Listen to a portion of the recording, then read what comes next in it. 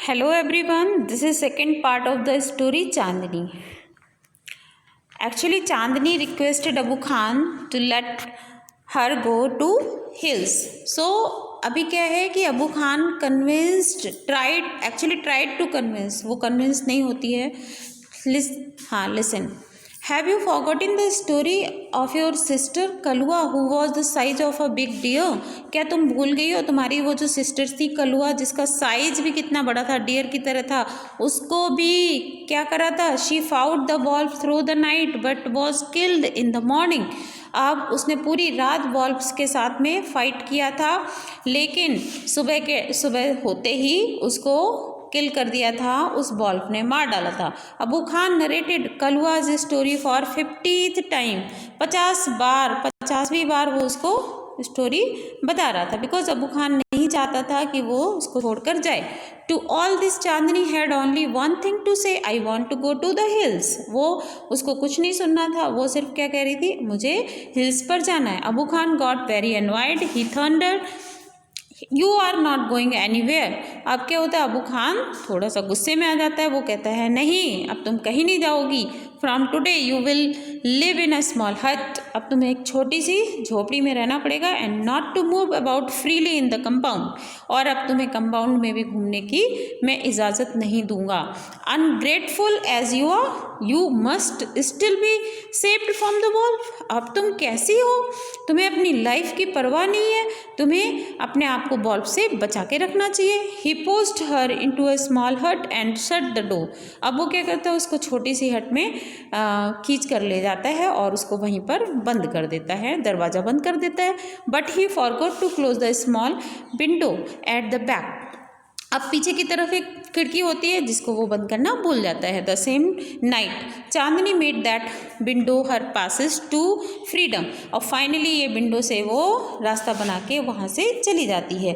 Chandni reach the hills. It seem to her that the old hills were standing in a row to welcome her. चांदनी जब ये hills पर पहुंचती है तो वो बताती है उसको कैसा महसूस होता है. वहाँ पर उसे ऐसा महसूस होता है कि जो ओल्ड हिल्स हैं, पुरानी सदियों से बनी हुई जो हिल्स हैं, वो एक रो में खड़ी होकर उसका वेलकम कर रही हैं. She felt like a child meeting her parents after year of separation. वो बिल्कुल वैसा ही महसूस कर रही थी जैसे एक बच्चा बहुत सालों के सेपरेशन के बाद अपने माँ बाप से मिलकर महसूस करता है, जितनी खुशी होती है उस बच्चे को और पेरेंट्स को भी. Wherever she went, the tall grass rose to embrace her. अब जो है वहाँ पर बहुत ही ज़्यादा ब्यूटीफुल हिल है. वहाँ जहाँ कहीं भी वो जाती है तो बताया कि बड़ी बड़ी घास उसको एम्ब्रेस कर रही है, यानी कि सजा रही है. The flowers bloomed to amuse her. और फ्लावर्स खिल उठे थे उसको अम्यूज़ करने के लिए, यानी कि आनंद देने के लिए. And the wind sang an endless song of welcome. और वो जो हवाएं चल रही थी, उन हवाओं से जो साउंड क्रिएट हो रहा था, साउंड प्रोड्यूस हो रहा था, वो कैसा लग रहा था, जैसे कि हवाएं उसके लिए एक वेलकम सॉन्ग गा रही हैं. और वो सॉन्ग कैसा है, एंडलेस है, कभी भी ख़त्म ना होने वाला. How different all this was from her past in the present house of Abu Khan's तो क्या होता है कि वो जो गॉड होती है चांदनी, वो ये कहती है कितना अच्छा है. How different all this was, कितना अलग है सब कुछ. मैं वहाँ पर जेल में बंद थी और अब मैं अपनी फ्रीडम का फ़ायदा ले रही हूँ. It was the happiest day in Chandni's life. ये चांदनी की ज़िंदगी का सबसे ज़्यादा खुशी का दिन था. That day she played for hours on the grassy slopes of the hills. अब क्या होते हैं, हिल्स पे क्या होते हैं, स्लॉप्स होते हैं, है ना.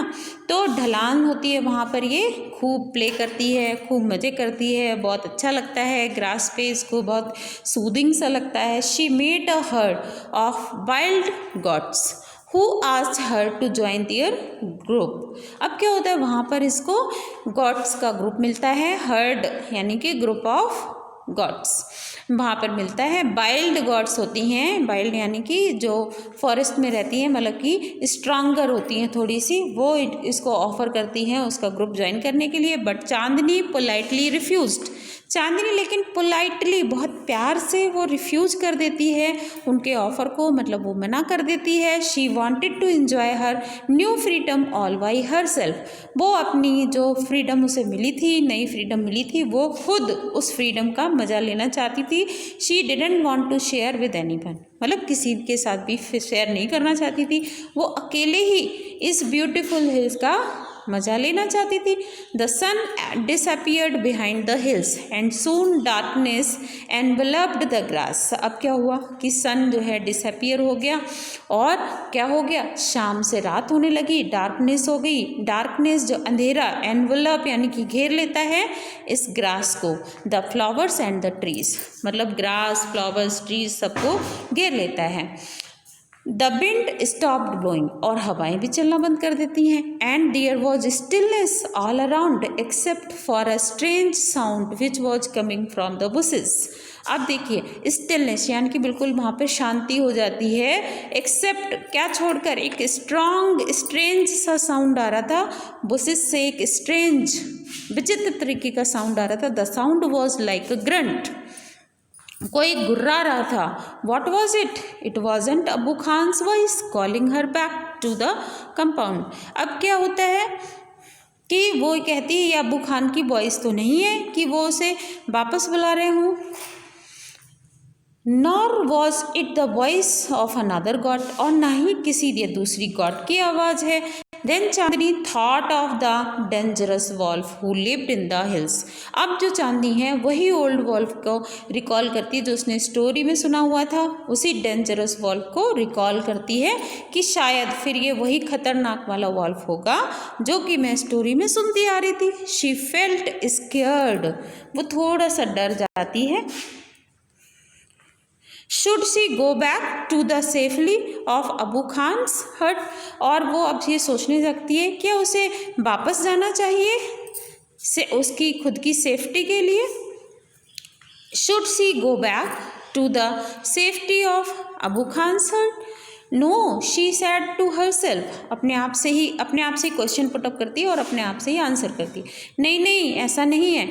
Death in an open field is far better than life in a small हट। वो क्या कहती है कि मौत इस बड़े से फील्ड में मौत का होना बेहतर है उस स्मॉल हट की लाइफ से ज़्यादा, उस छोटी सी कुटिया की लाइफ से ज़्यादा तो अच्छा है death in an open field. The wolf had come out of the bushes, अब फाइनली वॉल्फ जो है वो बुसेस से बाहर आ जाता है। And was staring greedily at Chandni, और बहुत ही ग्रीडी तरीके से चांदनी को देख रहा था।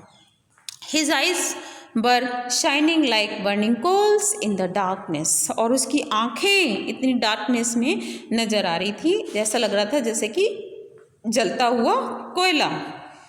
He seemed in no hurry, उसे कोई जल्दी नहीं थी, वो खड़ा हुआ था। He knew the new God was his, क्योंकि उसे पता था कि ये जो गॉड है ये मेरा क्या करेगी, ये तो मेरी है और मैं इसे मारूंगा और आराम से खा जाऊंगा।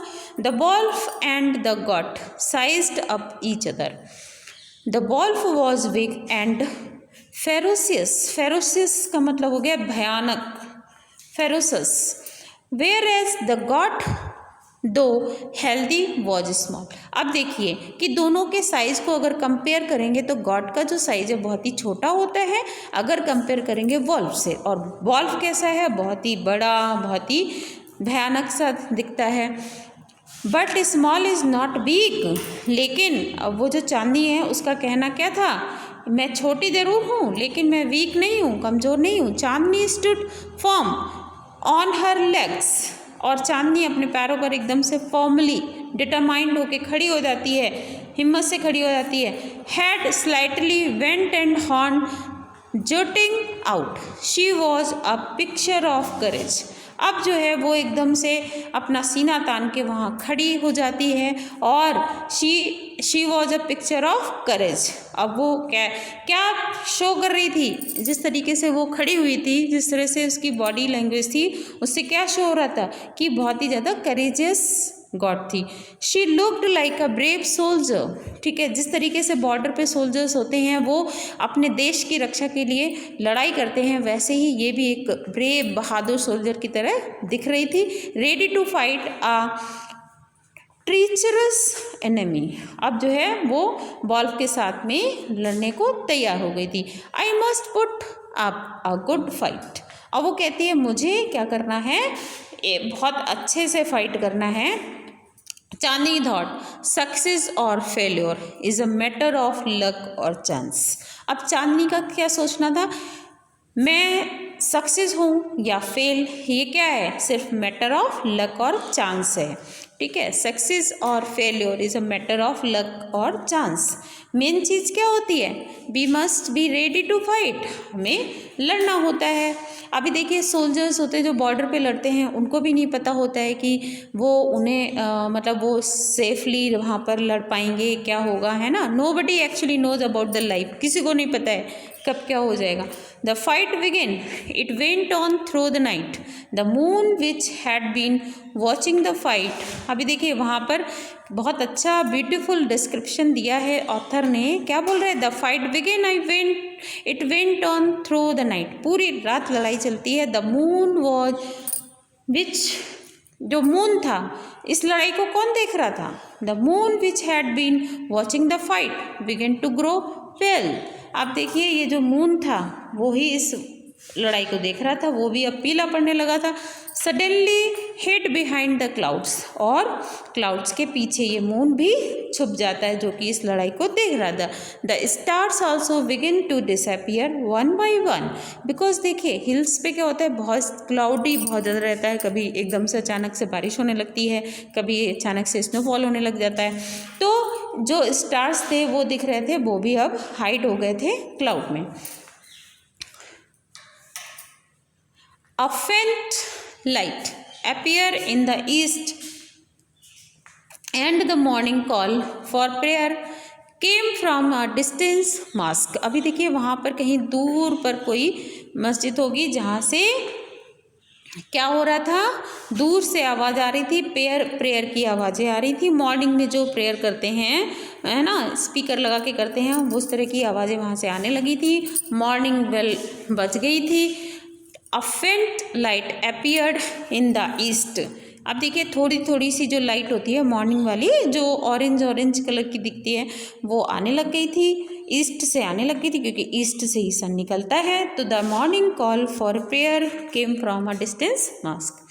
The first rays of the sun saw Chandni lying on the ground. अब जो पहली सूर्य की किरण पड़ती है वो चांदनी पर पड़ती है, और चांदनी क्या कर रही होती है, पड़ी हुई होती है ग्राउंड में। She was completely soaked in blood, और पूरी की पूरी किसमें कवर हो रखी है, ब्लड में, पूरी की पूरी। The wolf tired and sleepy, और वॉल्फ भी पूरा थक गया था और स्लीपी सा, मतलब सोने जैसा लग रहा था, सोया सोया सा लग रहा था, उसको भी नींद आ रही थी। Was getting ready to devour an assembly of birds पर्ched on top of a tree nearby was debating the result of the fight।